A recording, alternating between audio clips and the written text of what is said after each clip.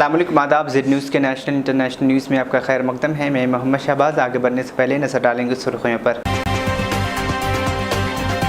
International air transport association ने कहा रवा साल एयरलाइंस दोबारा से मुनाफा कमाने में लगेगी और तकरीबन रिकॉर्ड 4 अरब 35 करोड़ मुसाफिर फ़ज़ाई सफ़र करेंगे। सऊदी मजलिस शूरा के अरकान ने सऊदी अरबियन एयरलाइंस सऊदीया के रवा माली साल काना बजट रिपोर्ट में लिया हिस्सा। सऊदी वली अहद शहजादा मोहम्मद बिन सलमान ने सऊदी स्पोर्ट्स क्लबों की निजीकारी और सरमायाकारी के मंसूबे का किया आगाज़। WFI के चीफ ब्रिजभूषण शरण सिंह के खिलाफ एहतजाज करने के लिए हिंदुस्तान के चोटी के पहलवान ने कहा उन्हें बदनाम किया जा रहा है, वो अपनी सरकारी मुलाजमतों से दस्तबरदार होने में वक्त नहीं लगाएंगे। कर्नाटक के वज़ीर आला सिद्धारमैया ने लगाया बीजेपी पर इल्ज़ाम। कहा बीजेपी रियासत में लोगों को 200 यूनिट तक मुफ्त बिजली मंसूबे का गलत इस्तेमाल करने के लिए उकसा रही है। अब खबरें तफसील से। इंटरनेशनल एयर ट्रांसपोर्ट एसोसिएशन ने कहा है कि रवा साल एयरलाइंस दोबारा से मुनाफा कमाने में लगेंगी और तकरीबन रिकॉर्ड 4 अरब 35 करोड़ मुसाफिर फ़ज़ाई सफ़र करेंगे, लेकिन फ़ज़ाई सनत के कोरोना वबा से कबल वाली बहाली के इम्कानात गैर मुस्तहकम हैं। गैर मुल्की खबर रसाई इदारे के मुताबिक international air transport association IATA ने कहा है कि फ़ज़ाई सनत को 2023 में मजमूई तौर पर 9 अरब 80 करोड़ डॉलर का खालिस मुनाफा होगा, जो कि पिछले तखमीनों से दुगुना होगा। ये इजाफा चीन के कोविड पाबंदियों के खात्मे की वजह से है। इंटरनेशनल एयर ट्रांसपोर्ट एसोसिएशन ने कहा है कि 2022 में होने वाले नुकसानात गुज़िश्ता साल के मुकाबले में आधे थे, जिनका तखमीना 3 अरब 60 करोड़ डॉलर है। IATA के डायरेक्टर जनरल विली वॉलिशन ने इस्तांबुल में होने वाले एसोसिएशन की सालाना जनरल मीटिंग के बाद एक बयान में कहा कि 2023 में उन्होंने कहा कि ज़्यादा मुनाफे की कई मुस्बत पेश रफ्तों से होता है। चीन ने तवक्के से पहले ही साल के शुरू में कोरोना की पाबंदियाँ उठा ली थी।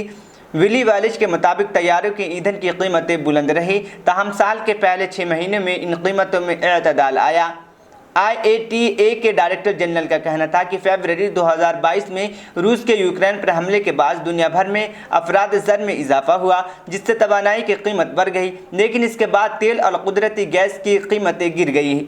उनका कहना था कि लागत के हवाले से कुछ रिलीफ है। वाज़ेह रहे कि कोरोना वबा से कबल 2019 में एयरलाइंस ने रिकॉर्ड 4 अरब 54 करोड़ मुसाफिरों को सहूलत फराहम की थी, लेकिन 2022 में सनत को लॉकडाउन और सरहदों की बंदिशों की वजह से 137 अरब डॉलर का नुकसान उठाना पड़ा था।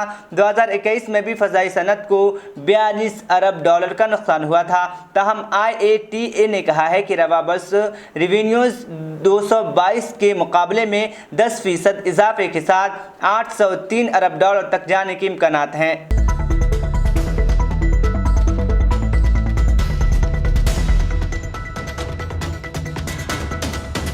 सऊदी मजलिस शूरा के अरकान ने सऊदी अरबियन एयरलाइंस सऊदीया के रवा माली साल की सालाना रिपोर्ट पर बहस में हिस्सा लिया है। अरब मीडिया के मुताबिक रुकन शूरा डॉक्टर हसन अल हाज़मी ने पीर को सालाना रिपोर्ट के बहस के तनाजुर में इस्तफसार किया कि 2022 के दौरान सऊदीया के परवाज़ों में वक्त की पाबंदी और डिसिप्लिन का मैयार क्यों गिरा। सऊदीया ने अपने मासी के तजुर्बात से फ़ायदा उठाएं, खिदमात का मैयार बेहतर करें और डिसिप्लिन पर तवज्जो दें। रुकन शूरा अब्दुल्ला अल तावी ने जोर दिया कि सऊदीया टिकटों की कीमतों पर नज़रसानी करे। टिकटों की कीमतें सऊदीया से सफ़र करने वाले शहरियों की माली हैसियत के मुताबिक तय की जाएगी। उन्होंने कहा कि ट्रांजिट के मुसाफिरों के हवाले से ऐसा तरीक़ाकार इख्तियार किया जाए कि मुसाफिरों को कैंटिंग फ़्लाइट यकीनी मिले और सामान के लिए उन्हें ताख़िर का सामना न करना पड़े। डॉक्टर सालितान आल फारिह ने कहा सऊदीया अपनी वेबसाइट को मौसर करे, जारी करदा टिकट री इशू करने की सर्विस फराहम, खुसूसी सरकारी इदारों की जारी करदा टिकटों से इस्तेफ़ादा करने का मौका दिया जाए। मरीज़ों और दीगर अफराद के मसाइल को भी मद्देनज़र रखा जाए। मेजर जनरल मोहम्मद अल आजिजी का कहना था कि सऊदी आमदनी के दीगर ज़राए भी पैदा करे, मुख्तलिफ़ किस्म के इन्वेस्टमेंट प्रोग्रामों में हिस्सा ले, सिर्फ टिकटों की आमदनी पर इन्हसार न किया जाए। उन्होंने ये भी कहा कि सऊदीया पर टिकटों की कीमतों में कमी लाने पर जोर दिया जाए।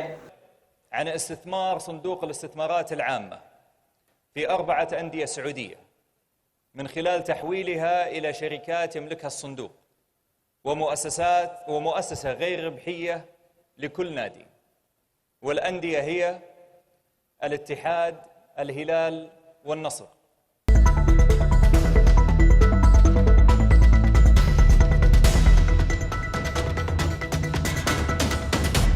सऊदी वली अहद शहजादा मोहम्मद बिन सलमान ने सऊदी स्पोर्ट्स क्लबों की निजीकारी और सरमायाकारी के मंसूबे का आगाज़ किया है। अरब मीडिया के मुताबिक ये इक़दाम स्पोर्ट्स के शोबों में सऊदी विज़न 2030 के अहदाफ की तकमील के लिए किया गया है। स्पोर्ट्स क्लबों की निजीकारी का मकसद प्राइवेट सेक्टर को स्पोर्ट के शोबे के फ़रोग़ में अपना किरदार अदा करने के काबिल बनाना, हर सतह पर खिलाड़ियों, स्पोर्ट्स क्लबों और कौमी टीमों को मतलूबा और मुनफरिद किरदार का अहल बनाना है।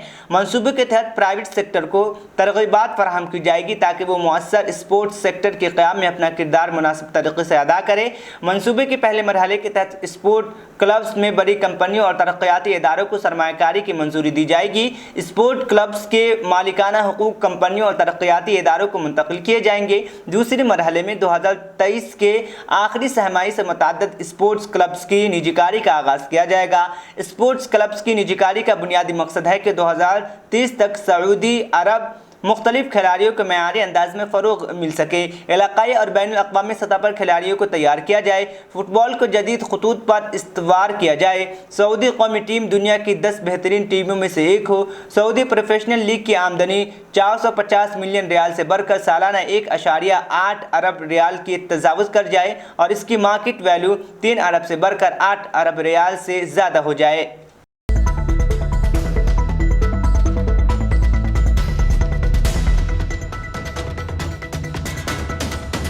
एक कारोबारी सर्वे के मुताबिक सऊदी अरब के नॉन ऑयल सेक्टर ने मई में खातिर ख़्वाह रफ्तार हासिल की है क्योंकि ममलिकत की इक़्तिसादी तनू की हिकमत अमली जारी है।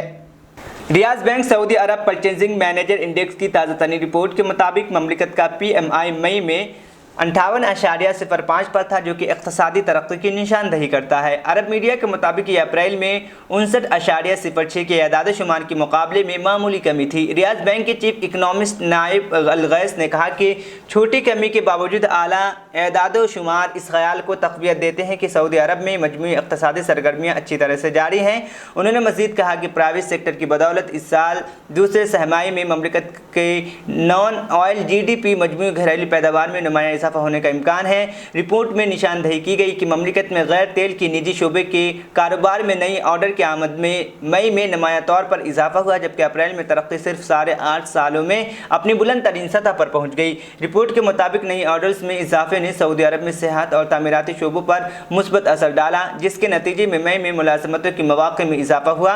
रियाज बैंक के चीफ इकनॉमिस्ट ने कहा कि नए ऑर्डर्स में काफ़ी इजाफा हुआ, खासतौर पर सेहती सरगर्मियों और तामीराती में मांग में इजाफे की अक्कासी करता है। इस साल 2018 के बाद से मुलाजमतों की तख्लीक की मुश्तरका तेज़ तरीन शरह हुई, जिसने फर्मों को इस माह तेज़ रफ्तार से बैकलॉग के ज़रिए काम करने की इजाज़त दी। उन्होंने मज़ीद कहा कि आला मुलाज़मत और सरगर्मी ने उजरतों में 7 वर्षों में दूसरी तेज़ तरीन रफ्तार से इजाफा किया, जिसके नतीजे में सारिफीन से वसूल की जाने वाली कीमतों में मुस्तकिल मार्कअप। रिपोर्ट के मुताबिक मई में अगले 12 महीनों के लिए कारोबारी तवक्कात में कुदरती नरमी आई, ताहम फर्में तरक्की के इम्कानात में मदद के लिए बेहतर मार्केट के हालात, मजबूत फ़रोख्त और मुआविन हुकूमत इक़्तिसादी पॉलिसी की तवक्को कर रही है। रियाज बैंक के चीफ इकनॉमिस्ट ने कहा कि मुल्क में गीगा प्रोजेक्ट की तरक्की, जिसका मकसद मईशत को मतनूअ बनाना है, इस साल के बक़िया महीनों में निजी शोबे की तरक्की को जारी रखेगा। नायब अल-गैस ने कहा कि हुकूमत बड़े पैमाने पर तनूअ की पॉलिसी पर अमल दरामद जारी रखे हुए हैं। गीगा प्रोजेक्ट की तरक्की का मकसद निजी शोबों को फ़रोग़ देकर मुलाज़मतें पैदा करना है, लिहाजा में यकीन है कि गैर तेल का शोबा इस साल तरक्की को आगे बढ़ाने में अहम किरदार अदा करेगा, जिसकी हिमायत बढ़ती हुई सरमायाकारी और मजबूत मांग से होगी।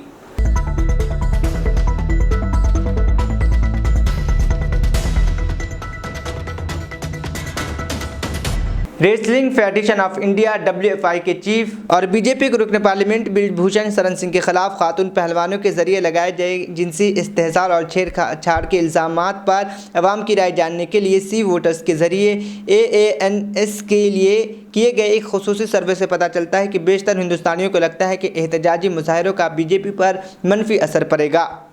सी वोटर सर्वे में एक सवाल था कि क्या आपको लगता है कि पहलवानों और ब्रिजभूषण शरण सिंह की तनाज़े से बीजेपी को इंतखाबी नुकसान होगा। इस पर तकरीबन 47% जवाब दहिंदगान का मानना है कि इससे बहुत ज़्यादा नुकसान होगा, जबकि 17.06% को लगता है कि ये कुछ हद तक मुतासिर रहेगा।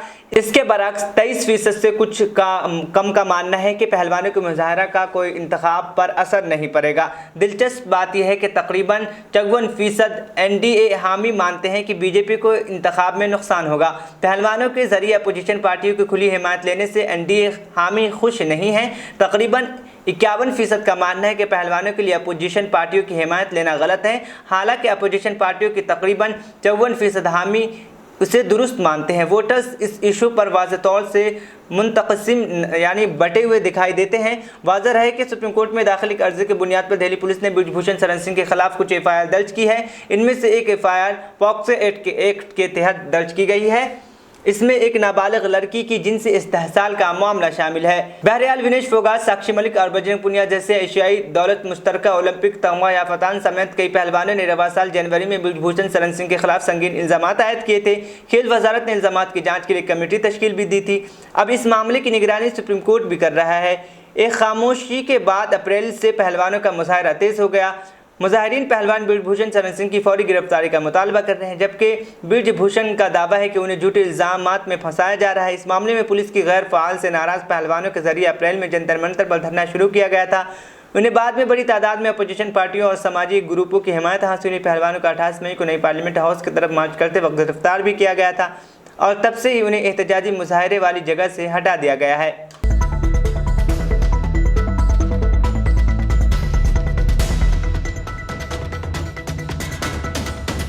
Wrestling federation of India WFI के चीफ ब्रिजभूषण शरण सिंह के खिलाफ एहतजाज करने के लिए हिंदुस्तान की चोटी के पहलवान ने कहा है कि उन्हें बदनाम किया जा रहा है और वो अपनी सरकारी मुलाजमतों से दस्तबरदार होने में वक्त नहीं लगाएंगे।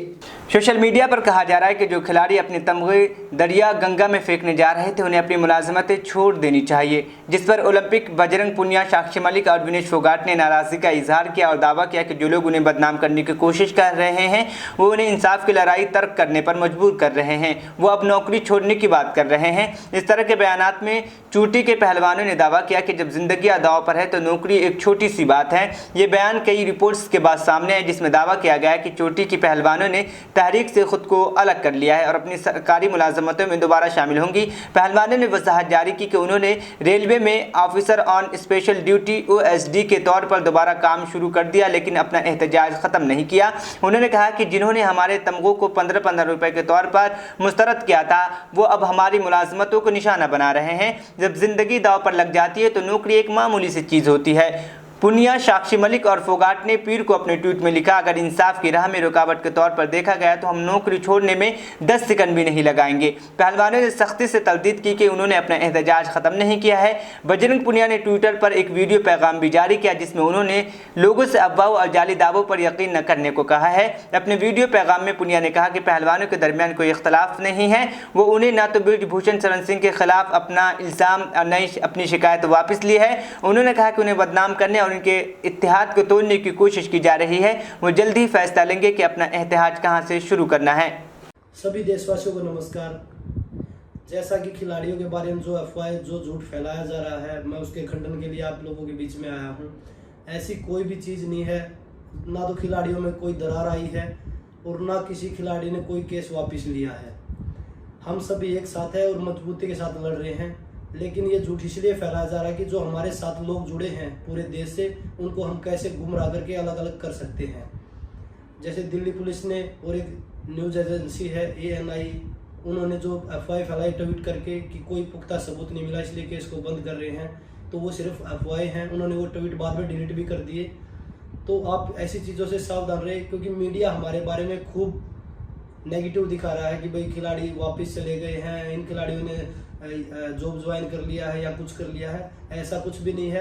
अगर हमारे इस आंदोलन के बीच में अगर जॉब कोई बाधा डालेगी तो हम जॉब छोड़ने के लिए भी तैयार हैं, क्योंकि हमने अपना सब कुछ दांव पे लगा के हम ये लड़ाई लड़ रहे हैं। क्योंकि ये लड़ाई बहन बेटियों की इज्जत और मान सम्मान की लड़ाई है।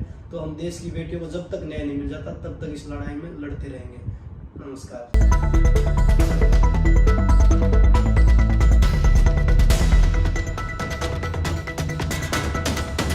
कर्नाटक के वज़ीर आला सिद्धारमैया ने बीजेपी पर इल्ज़ाम आयद करते हुए कहा है कि बीजेपी रियासत में लोगों को 200 यूनिट तक मुफ्त बिजली मंसूबा का गलत इस्तेमाल करने के लिए उकसा रही है। उन्होंने कहा कि बीजेपी लोगों से बगैर किसी एहतियात के बिजली का इस्तेमाल करने के लिए कह रही है। हम यकीन करेंगे कि मुफ्त बिजली का मंसूबा गलत इस्तेमाल न हो और लोगों के जरिए बिजली के अंधाधुंध इस्तेमाल पर रोक लगाई जाए। वज़ीर आला यौम माहौलियात के मौके पर बेंगलुरु के ज्ञान ज्योति जलसेगाह में महकमे जंगलात के जरिए मुनक़िदा एक तकरीब को खिताब कर रहे थे। सिद्धारमैया ने कहा कि हमारी हुकूमत ने गरीबों और मुतवस्सित तबक़े के फ़ायदे के लिए बिजली की मुफ्त फराहमी का मंसूबा ऐलान किया है। हमने लोगों को उनके गुज़िश्ता साल के बिजली खर्च से 10% ज़्यादा इस्तेमाल करने की इजाज़त दी है। लोगों ने इस मंसूबे को खुशी के साथ कबूल किया है और इसका इस्तकबाल किया है। वज़ीर आला ने कहा कि लोगों के ज़रिए खारिज की गई बीजेपी उन्हें बिजली मंसूबा का गलत इस्तेमाल करने के लिए उकसा रही है और अंधाधुंध तरीक़े से बिजली खर्च करने को कह रही है। ये अवाम मुखालिफ है। हमें उम्मीद है कि रियासत के बेदार लोग उन्हें बीजेपी वाले को इस मंसूबे में कामयाब नहीं होने देंगे। वाज़ेह है कि कांग्रेस हुकूमत ने इंतखाबी वादों के मुताबिक गिरा ज्योति योजना के तहत रियासत में सभी घरों को 200 यूनिट तक मुफ्त बिजली देने का ऐलान किया। ये मंसूबा जुलाई से नाफिज होगा। बिजली के गलत इस्तेमाल से बचने के लिए हुकूमत ने कहा था कि मुफ्त बिजली देते वक्त 1 साल के औसत खर्च पर गौर किया जाएगा। बीजेपी ने इस पर एतराज़ किया और कहा कि इस मंसूबे को बगैर किसी शर्त से नाफिज किया जाना चाहिए।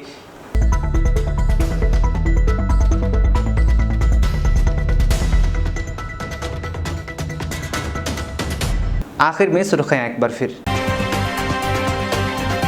इंटरनेशनल एयर ट्रांसपोर्ट एसोसिएशन ने कहा रवा साल एयरलाइंस दोबारा से मुनाफा कमाने में लगेगी और तकरीबन रिकॉर्ड 4 अरब 35 करोड़ मुसाफिर फ़ज़ाई सफ़र करेंगे। सऊदी मजलिस शूरा के अरकान ने सऊदी अरबियन एयरलाइंस और सऊदीया के रवा माली साल काना बजट रिपोर्ट में लिया हिस्सा। सऊदी वली अहद शहजादा मोहम्मद बिन सलमान ने सऊदी स्पोर्ट्स क्लबों की निजीकारी और सरमायाकारी के मंसूबे का किया आगाज़। WFI के चीफ ब्रिजभूषण शरण सिंह के खिलाफ एहतजाज करने के लिए हिंदुस्तान के चोटी के पहलवान ने कहा उन्हें बदनाम किया जा रहा है। वो अपनी सरकारी मुलाजमतों से दस्तबरदार होने में वक्त नहीं लगाएंगे। कर्नाटक के वज़ीर आला सिद्धारमैया ने लगाया बीजेपी पर इल्ज़ाम। कहा बीजेपी रियासत में लोगों को 200 यूनिट तक मुफ्त बिजली मंसूबे का गलत इस्तेमाल करने के लिए उकसा रही है। नेशनल इंटरनेशनल न्यूज़ यहीं पर इख्तिताम पसंद हुआ। मुझे दीजिए इजाज़त, फिर होगी कल मुलाकात। अल्लाह हाफिज़।